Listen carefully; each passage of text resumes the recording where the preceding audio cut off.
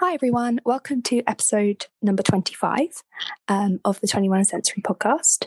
So today I have another special guest with me, and I have Lily, and I met Lily on Instagram. She is at shortyauty.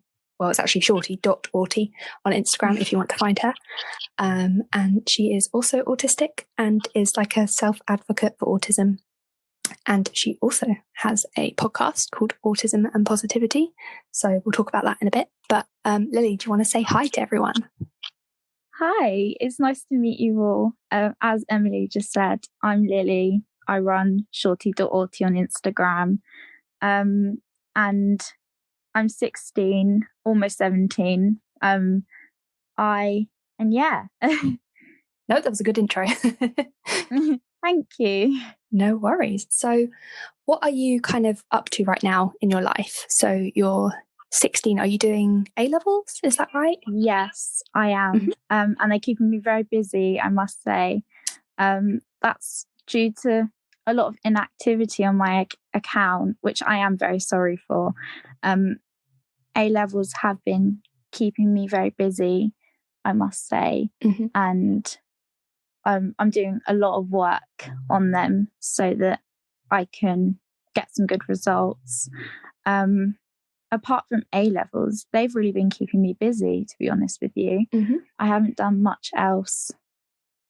Yeah, I haven't done much else apart from constant studies, making posts for my account. Mm-hmm. You know, just normal everyday things. Yeah. Yeah, it sounds like you're juggling a lot. So how many A-levels are you doing?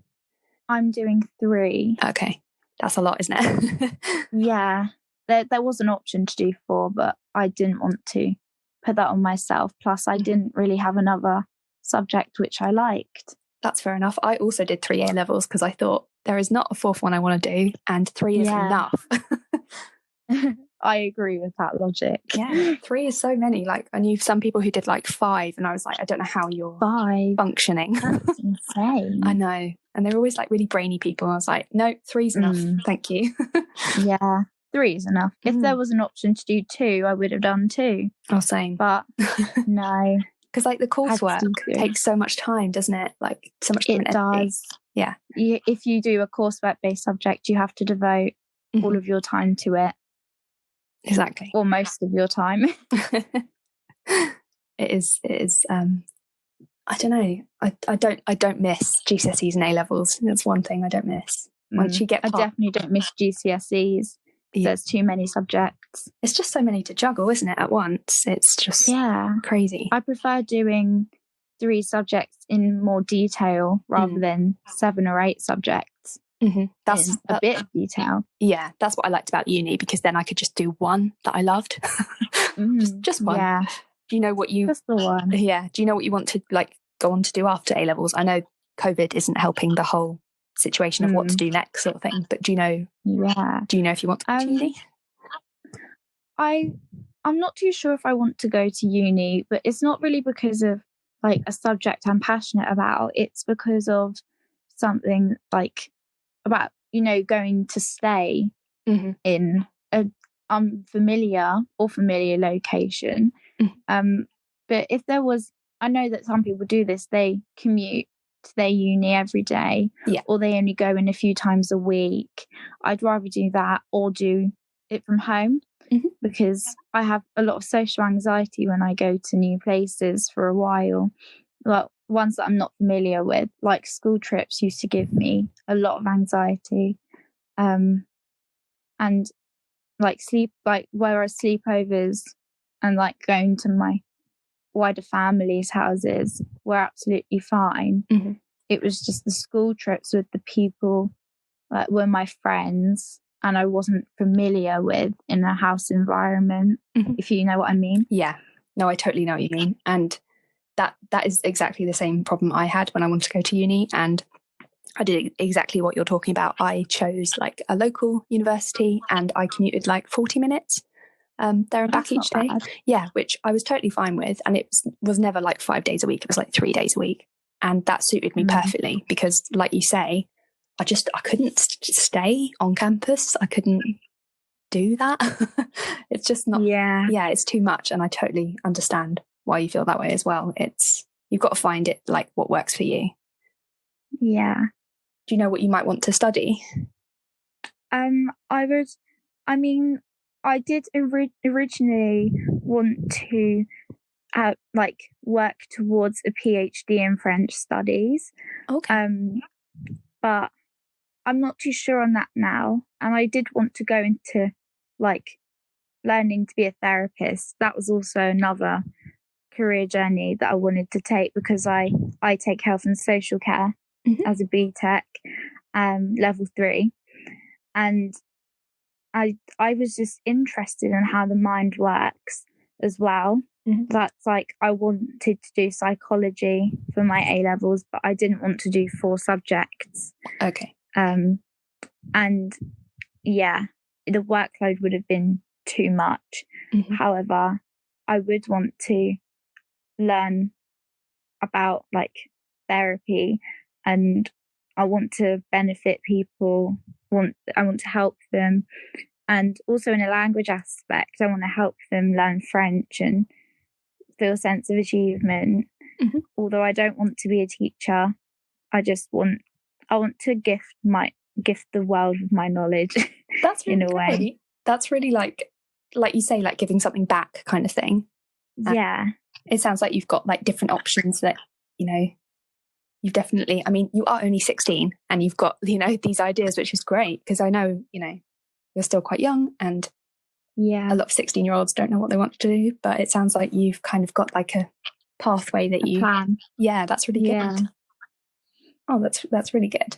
So moving on from that, we usually kind of at the start of my kind of podcasts talk about like the diagnoses that like the guest has, and sort of like when they got them. And I know that you're autistic, but I was just wondering like when you were diagnosed. I seem to have read I feel like I read somewhere that you were quite little when you were diagnosed. Is that right? Yeah, I was very young when I was diagnosed. Yeah. So the disadvantage of being diagnosed really young is that you don't really remember your path to diagnosis, like compared to if an adult, say, got a diagnosis when they remembered. But like, I don't remember much of mine. I've had to really like find out, like go on a journey. And that's also why I made my Instagram account, to go on that kind of diagnosis journey and like learning a lot of things that I didn't find out myself.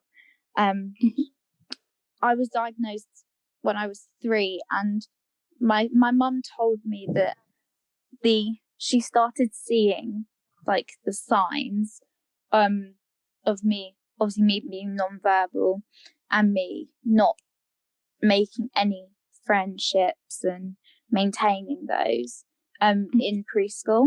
So I was about 2 or 3. I didn't really speak to anyone at all. That's when my mum knew probably to be a little off, and that I need to get it like seen and tested about, so apparently we went to the speech therapist, and it took several months, like a diagnosis would usually take. And then I don't know how many months it was. It's a shame, because like I was too young to remember it, but I got told I was diagnosed with autism. It was only me and my mum there. My sister was obviously at school. I have an older sister. And she was about 10 when I was diagnosed. And yeah, so then that kind of changed my life in a sense, because then I knew through primary school and secondary as well, and now in sixth form, that I was diagnosed with autism. And that did change my life a lot, like compared to if I was diagnosed now. Yeah. Like I got a lot more assistance in school. I got a lot more assistance, rather than if I was diagnosed now, I wouldn't have had that additional help. And that's what I was going to ask you about. I was going to ask if you like actually had like support through school, and that's really nice to hear that you did. Yeah. Although in year 11, which was last year for me, that support from my school, it kind of got taken away. Okay. And like, people don't really hear this story very often, but so in my secondary, I had like this annual review, which is basically a meeting every year to like assess where my progress was and in what areas, and whether I needed additional support added on to the support the school gave me. And that in that meeting last year, it was determined that no, I didn't need it, when really I needed it a lot more, but they couldn't tell. And I was trying to tell them quite a bit that I could, like, I needed the help a lot more, because obviously it was GCSE year and I wasn't finishing my exams, like all of my mocks, like a lot of them were unfinished. And then I thought if I had extra time, I'd have more potential. Yeah. But obviously they didn't really give me extra time either, because they thought I didn't need it. They thought I was too able, when in reality I needed that help a lot more. But like, it's all right now, but like with the grades I got awarded in the summer, if I did the exams, I don't think I would have got as high as I could have gotten, you know. Yeah. But I'm really proud with my summer grades, because like they were the grades I should have got if I had that extra time and all the preparation. But it's just a shame I couldn't sit the exams. But I think it was better off our exams getting cancelled due to COVID-19, rather than me sitting them with no extra time and no support. Yeah, that's madness. Yeah, and also because they allow people to have another room, like, you know, those people who, like, there's too many people in the room, so they do their exams in another location. Yes, yeah. I was refused that as well. So every time I had a mock exam, I would walk in feeling stressed and overwhelmed. A lot of people in the room, even though there wasn't noise at all, like the presence of all of the people around me was still there. And the fact I had to sit hours on end in that kind of setting was unsettling, and I was not a big fan of that at all. Yeah, that's madness. I mean, I can really like sympathise with you, because for my GCSEs and my A levels, I had 25% extra time because of my processing difficulties. And that wasn't even like an official diagnosis. It was a diagnosis from an occupational therapist. And I mean, you've got an autism diagnosis. You should. Yeah, an official one. Yeah, you've got an official diagnosis. Why would you not be given, you know, extra time, a separate room, that sort of thing? Yeah. And from my experience, having 25% extra time, I used every second. Yeah, I tell me to put my pen down. To it. Yeah, that's madness. You need it for a reason, you know, like processing difficulties and stuff with autism, and reading the question and understanding it, and, you know, even writing speeds and stuff like that. That seems mad that they wouldn't, you know. I'm kind of glad that your exams got cancelled. I'm glad as well. And then I hope for A levels that I do get awarded extra time. There was, my French teacher said that she would talk to someone in the SEN department. I don't know if that's how you'd say it, but like she said that she would talk to someone in that department which I know quite well. Like, if I can get the extra time that I need, otherwise I wouldn't do well in my A levels, and I don't want to like get a lower grade because I ran out of time, because it seems like the most offbeat reason. Yeah, and that accommodation is put in place to give you the same, you know, opportunities as, you know, someone without, you know, autism or a learning difficulty or something like that. That is the reason. It's fair. Yeah, I really do hope you get that. Thank you. I hope so too.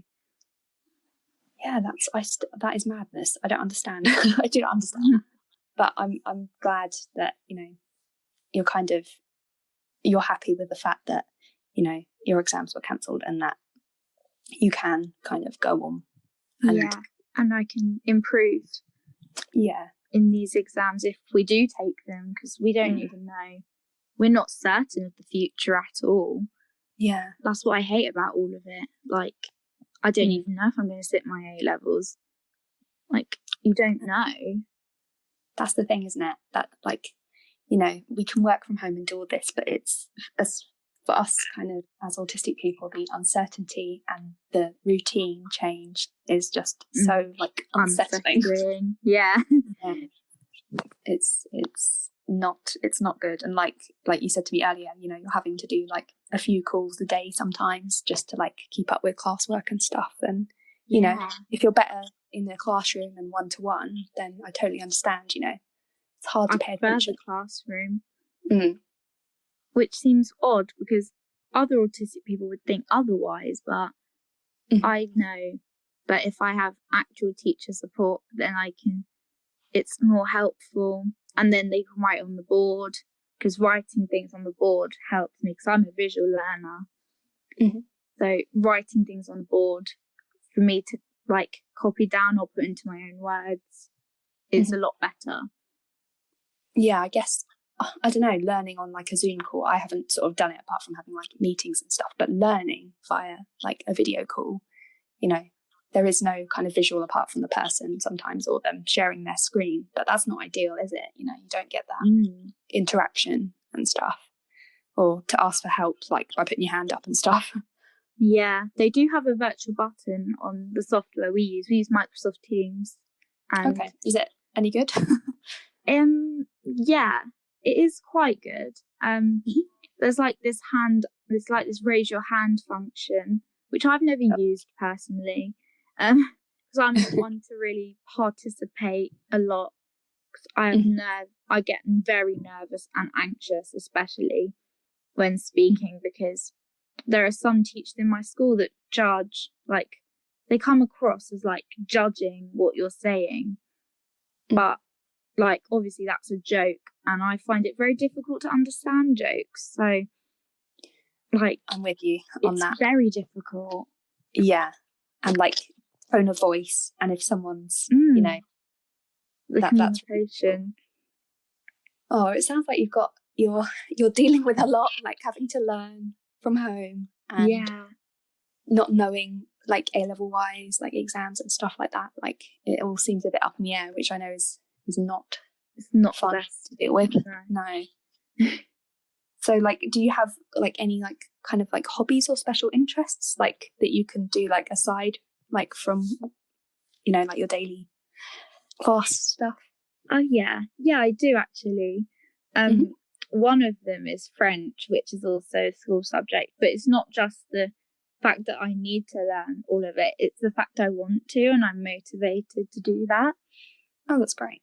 Other special interests I have, one of them's dance. I do ballroom, Latin, freestyle and street, and I absolutely love dance. Yeah, I absolutely love my dance.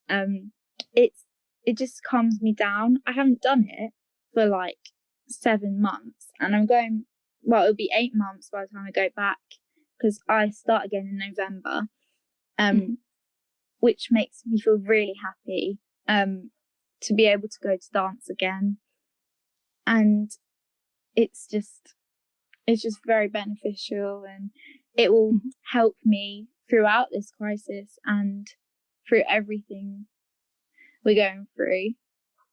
It'll calm me down like it usually does after a stressful situation, which is nice. I also like trampolining. It's not like a main special interest, and I never really regarded it as one, but I do really like it now. It's really fun to do. And I think other people who do trampolining will think the same thing. But the good thing is also, I do it with a bunch of autistic people, who are a similar age. Amazing. It's like a support group, and it's for people, a range of people. Some of them are similar to me. I made a really good friend there who is also autistic. She's called Chloe, and we just became really good friends and we clicked. And like all the people there are so nice, and I really enjoy the group. And we've started again. We started in late September. Okay. That's fairly recently, yeah. And it's really fun. And they I don't know if this is the right word, they facilitate like the room. They like adjust it so you're comfortable. Like I get warning, I get like told that, oh, by the way, there's another team training in here. Is that all right for you? And I say yes usually because they're not very loud. If they were loud, I'd be really uncomfortable with it. But yeah, I really do enjoy that. I'm trying to think what else I like. I like several TV shows. I count them as my special interests. And obviously giraffes, as some people might know. And yeah, I'm obsessed with giraffes. Like, my room is giraffe themed. And amazing. Even my masks, they're giraffes as well. Nice. And they're very stylish. Also, I'd say a special interest of mine is organisation. I absolutely love to be organised. I made a section of my room into a desk, which is really helpful for obviously working from home and doing my homework. And because I usually have to catch up on notes, it's very helpful to do that as well. And it's just really interesting as well. I've got all the file dividers and the highlighters all in colour order. Amazing. Yes, that's what I love, a bit of stationery and organisation. I love stationery. I'm obsessed with it, and it's just I just organised it, and it makes me happy when I organise things because it's like the sense of accomplishment as well. So yeah, they're some of my interests, and I enjoy. It sounds like every single one of them. Yeah, it sounds like you've got a real range of them, and you sound like a properly active person, doing 4 different types of dance, and the trampolining sounds so good. And it's really fun. Yeah, I love that it's like a autistic group as well. I think that's really cool. That's even better, I think, as well. Yeah, because I can talk to them, but I don't have to feel embarrassed about starting a conversation like I do with a normal person, because it's like that judgment of, oh, will they judge me if I open with this? Will they walk away from me?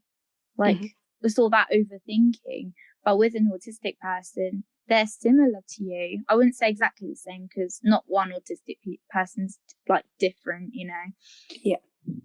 I mean, I meant not one autistic person's the same. Yeah. Sorry, that sounded horrible. But I knew what you meant. Yeah, but it's really cool to get to know other autistic people, because before the group I wasn't really friends with many of them, and now I'm friends with quite a few. And obviously since making my account, I've made some friends as well. Which is great. Amazing. Yeah. So when did you start your Instagram? How long have you been on it for? I started my account on the 25th of April, so we were 1 month into lockdown. So It's been almost half a year now. Wow, that's crazy. And you've already got almost 1,150 followers. That's mad from April. I know, but they have gone down because obviously I was inactive because my studies have been taking up a very large chunk of my life. Also, I've been quite socially drained because obviously going to school every day, you see your friends, and I try not to be like that, but sometimes it just happens, and I can't help that. And it's not great. But yeah, I do run my account whenever I'm free. I'm trying a lot more recently to be on it. Like what the time I go on Instagram in the day, I'll go on my account, I'll talk to people, ask how they are, because they're the autistic community on Instagram is just, they are amazing. Everyone's so nice, aren't they? Yeah, they are. I'm so blessed to be a part of it and to be associated with people like that. It's just insane. Yeah, everyone seems to be really kind of like friendly, and like whenever I have like a question or something, or like I do a Q&A, people are like so responsive and are like always willing to give advice. And it's so helpful. I see that too. Like I sometimes do question and answer on my story, and like there's never a box like I put on my story that isn't filled. Like it's always going to be filled, and I'm really happy about that, to be honest with you. And it's just like, it makes me so happy, and like I'm really glad that I made the account, because I almost talked myself out of doing it. Because because I didn't want people from my school to see it, but now people do, and I don't care about what they think, because that's great. Like I am my own person and I can do it. So I started my account, and originally it wasn't called Shorty Autie. Oh really? Yeah. It was called the Autistic Shorty, but I didn't think that worked. So I thought to find something that rhymes so it stuck in people's heads. And that was a good idea. Yeah. But then I also learned that there's another Shorty Autie on Instagram. But he spelt his with a Y and mine's IE. Okay. But we recently talked and he's really nice as well. Yes, there's two, but mine's got the IE. And yeah, and some people might not be able to tell like which is which, but mine's got my little profile picture is the like me shaking my maracas in a game called Tomodachi Life. So it's basically my me. From like the Wii games, from Nintendo, that kind of thing. Yeah. How cute. I'm just looking at it now. I've actually got your Instagram up. It's all like sparkly, so you can't miss. You can't miss it. It's very visible. Yeah. I edited it myself, which is great. That's and so I cute. added all the little sparkles on it. Nice. And yeah, I thought it was joyful. It can bring joy to someone when they open my profile. And yeah, it's just... And I love your like sense of style, like looking down your feed, like it's all very like you've definitely got like a sense of like design and like layout going on, and like color theme, like the purple and the blue. I think that also represents not just purple and blue being my favorite colors. It represents like my love of organization through my feed. Like I don't know if I could do a post where it's completely different. So if I was to make a video and post it on my account, I'd still have the blue or purple aesthetic in the background and put it as a title page, and then the video comes up. Because I know I wouldn't want it to mess up my feed, but then again I'd still do it if I could put the cover on it. I like that though, because I tend to do like a drawing and then a photo, and if I like get out of sync with that, I get a bit like visually it's not right. Yeah, that's how I would feel if I was to do that. I wouldn't want to mess it up, like because I work so hard on my account, but it's all right.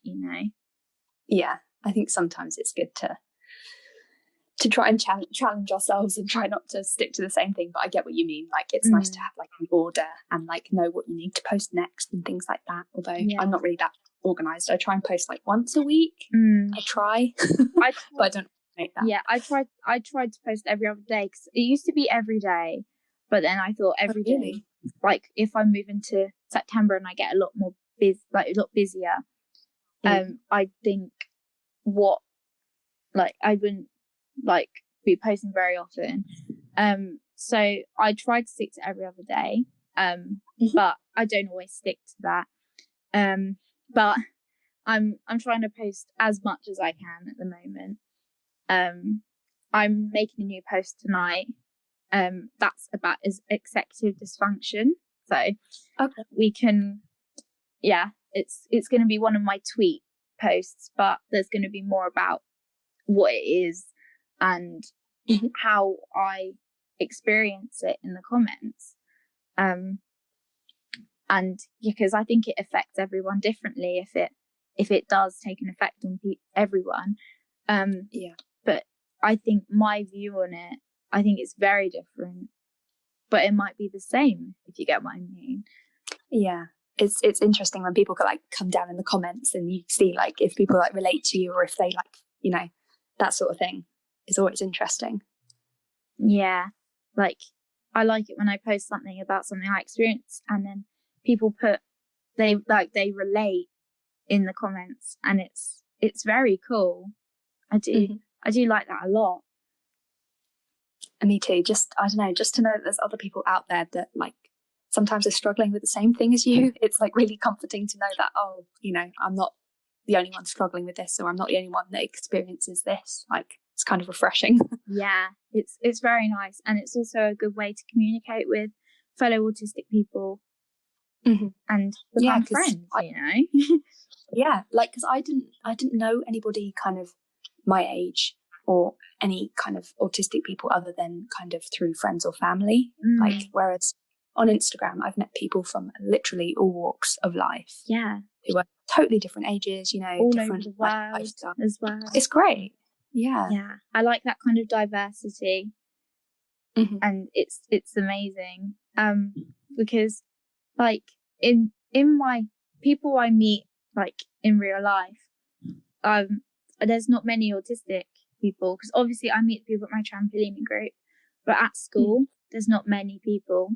However, I'm in a new friendship group with people in sixth form, and there's someone else who's neurodiverse in the group. And amazing. That makes me feel really happy, because before I was the only neurodiverse one.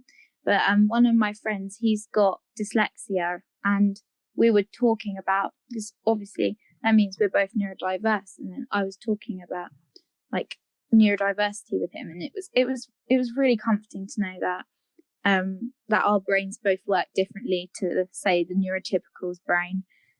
And it's amazing.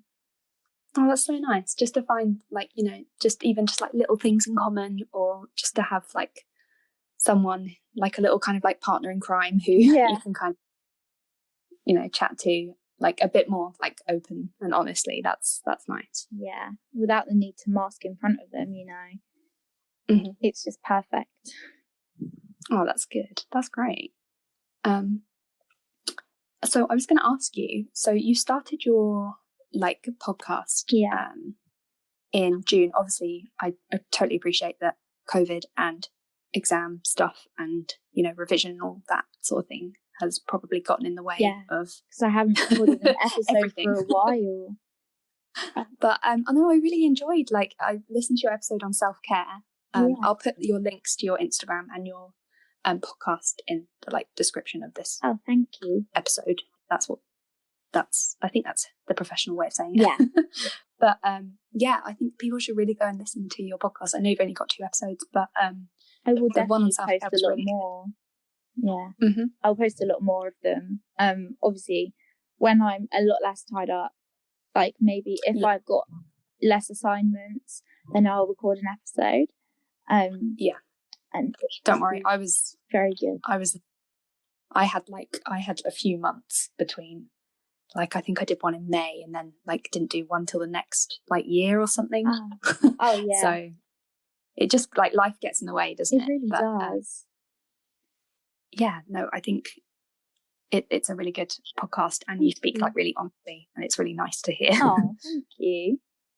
No worries. I was really like happy to see like someone else had like started a podcast. I was like, oh yay. Yeah, it was definitely a large step out of my comfort zone, because even though it is like a podcast and everything, I have a few insecurities about my voice, because I was always uncomfortable with it, and I never liked it, so I never thought that people would want to listen to like my voice, even though it's talking about very important issues that should be mentioned a lot more often.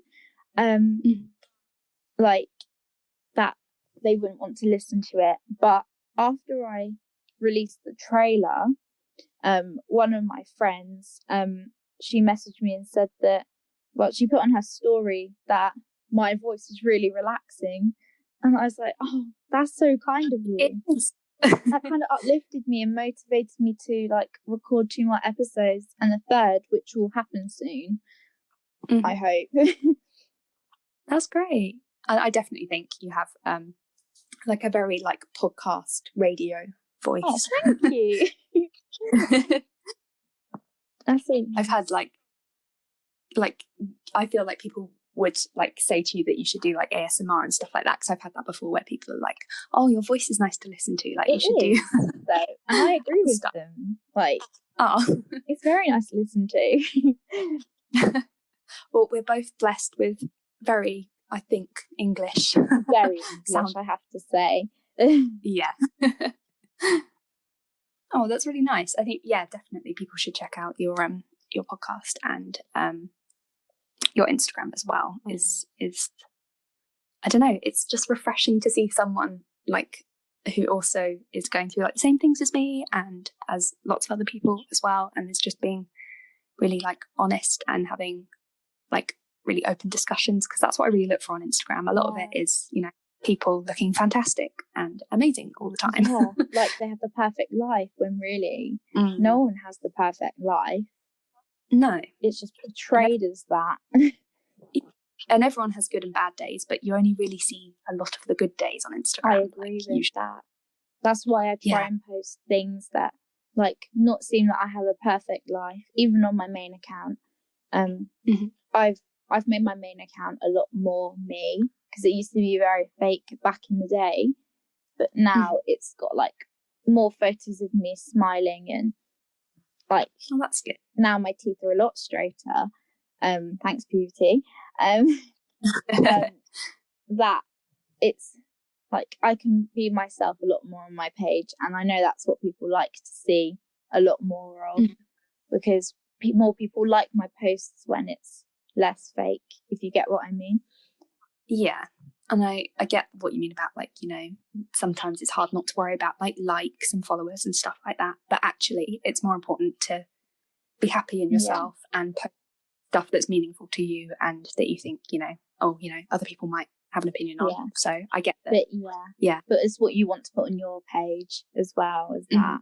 It doesn't really matter about the likes or followers now, but if a post, like say I post something on my autism account that people don't like, they don't like it as much as the other ones, it makes me think, it just sets something off and makes me think, oh, they don't want to see that.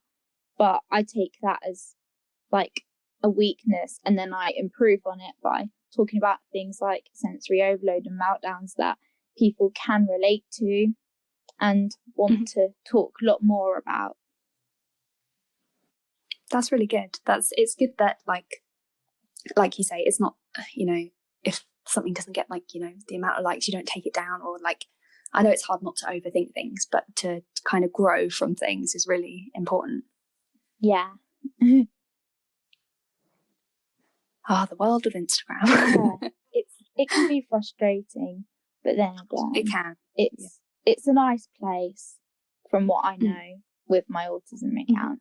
There have been a few like things on that account, but it's but like we just rise above them, and we learn from them and hopefully improve life and make it a lot better. Yeah, and that's the thing. I think, like, even say if I was to use the wrong wording or, you know, something I've written comes across differently, they're quick to kind of, maybe judge you or comment, but a lot of people are there to say, oh, actually, that's not, the right terminology or something like that. Like, most people are genuinely, there to say, oh, actually, things like that. Like the other day, like, I think someone said something about like the symptoms of autism. Oh, yeah. And I was like, oh, that, makes it sound like an illness almost, doesn't it? Yeah. And when I messaged this person back, I was like, symptoms isn't a great word to use. And they were like, oh, I'm so sorry, I didn't realise, So yeah, it's, I was quick to judge and think, yeah, oh, you really didn't use that word because it makes it sound I do bad. prefer to use the word signs of autism because it makes it sound less like an infection or an illness, what some people think it is, unfortunately. But it's like relating to autism, I think it's just so much more than a neurological difference. It's just it's a lifestyle, I have to say. It just helps me through life. And I think if I was without a diagnosis, I don't think I'd get very far. So being diagnosed has really confirmed a lot of things in life for me. And I can say, being diagnosed later in life, that it gives you that clarity and it gives you that kind of like, oh, this is why I struggle. It's like the answers for your questions. Yeah, and you're like, oh, I can give myself some slack. Yeah. Like, this is, why I'm like this. So, yeah, I definitely, like, it is great to get a diagnosis. And I know it can take months and years. But I know some people don't like the label, but I do. I'm really for it. I like the label because it makes me. Like, I wouldn't be Lily if, like, there was no autism in me. And I've learned to live with it, and I'm glad I live with it now. It's just a lot better. I definitely agree with you. Like, me too. I'm coming up to like almost a year after diagnosis, and I like feel like every day I'm kind of like embracing it a bit more and kind of trusting more people to know, and like little like tiny steps. You always used to be hard to break it to people because like it's the judgment. You think that people think all the stereotypes and all of that, and then you'd get judged for it. You wouldn't get treated like an equal. But like, because I've told some of my friends recently, because I only met some of them in September, like I told them and they were so accepting, and oh, that's great. Like they embraced it, and like if I do ask a question, they don't get exasperated or annoyed, and it's great. I love that. I love that about friendship as well, and the non-ableist people in society, which I hope is most of society, but there are these people. There are these few people that just take it too far, Like the one thing that used to offend me, there's just 3 words, and those 3 words were take a joke. They used to offend me so much because I couldn't, and I still can't, and I don't understand sarcasm either. So people saying take a joke really hit me. Because I don't know, it's just built in for other people, isn't it? Yeah. And it's to try and express that actually I don't have that built into me. I don't have that filter. Yeah, I agree with that. No, that is difficult, and I hate it when people, kind of patronise you with something like that. Like, I'll just take a joke because actually it's something you struggle with. Actually, we can't help the fact that we're not able to take a joke, but some people, like neurotypical people, like they can help it sometimes. I'm not saying that they definitely can, but sometimes they can. But with autistic people, like most people who are autistic, they don't understand jokes. Some of them do, and it's interesting how autism varies between individuals. But it really is. Yeah, and like I find that really interesting, and I'm glad in one of my A-level courses I learn about autism as well, because it's not taught enough, I don't think, in society. Like people, they have like, there are lessons on racism and homophobia and like why it happens, but I don't think we get enough lessons on ableism. And no, and especially like disability, yeah, and, that sort of thing. So there's more, like, as from my life, I know that there's more people mocking disabilities, using the R word, and using all of that terminology rather than like racist and homophobic slurs. I hear ableist ones a lot, and that's because of the miseducation, if that's the correct term, of like not bringing such a topic up, like this kind of discrimination. It's just, I don't think it's right. And I think that in like, how like people have PSHE lessons, I think that could be a good topic to bring up in them. Yeah, definitely. I think, it's not really on the curriculum as such, I think it should be brought into the curriculum. I think so, because, even from, just to learn at sort of, 14, 15, 16, just to know how to, I don't know, just talk to other people and to appreciate other people's differences. I agree. think is important. Because also, I didn't learn like terms like ableism, neurodiverse, neurotypical. I didn't learn them from school. I learned them from Instagram and everyone else posting and advocating about those kinds of things. And it's really interesting, actually. And it just really, like, that's also why I'm glad I made the account, because I can learn and I'm taught about things that do affect me, like neurodiverse. I didn't think, if I didn't make the account, that's not a term I'd use to describe myself, but now I definitely would. It's what you come along the way. It's what you kind of pick up and it's a lot of learning and realise about. No, definitely. And I think like you were saying about like these terms that you wouldn't have heard of, and I think like things like shows on Netflix, like stuff like The A Word or like Love on the Spectrum and stuff like that, people are only picking up on these things because like, oh, there's a little bit of it in mainstream TV, TV shows and stuff. And people are like, oh like when, I don't know, you've heard of The Undateables, haven't you? I think I like the show, but personally I think calling them undateables is a slur. It's quite a strong slur. Yeah, we're not undateable, and that's what the show proves, that like they're dateable. And like most people, not all of them, but most people on the Undateables have autism. And but even, if they've got physical disabilities, everyone is dateable. Everyone's dateable. I know, I agree with that. Like, as much as, because like my relationships in the past haven't been very successful, but I know that I'm still quite dateable.